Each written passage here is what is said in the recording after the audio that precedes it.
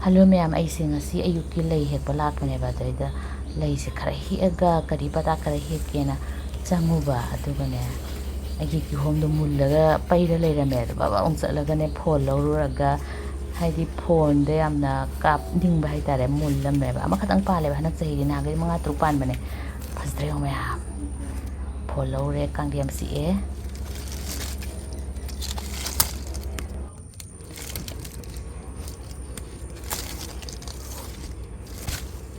phasdre ma'am phasdre mulle as ai ngasi sangamdradi using loi chak thodamne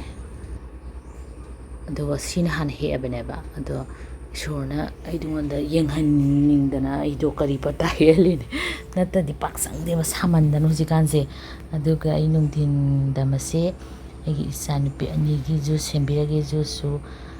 hauna semake ma'am yengbiyo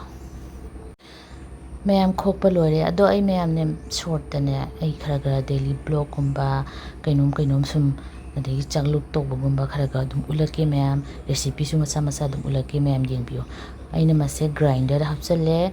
aduga mahi khara le hobudo adu haijale soibigi mahi khara leba ahamra ta khaire em haptringa da mathangda guru mo hape guru haptra su sini habi ko na to so haptra su yai anabaga leiredi aduga sisna kalana makhabdo amuba koigi thumdo masi hapa sama hawbana hai meida aduga thum kitang hape aduga pulak nang takhai bire masakse khra change lamne do gur hapagi ado sise chumthoga mahi oin thakpasu yaiba adogi mahuttane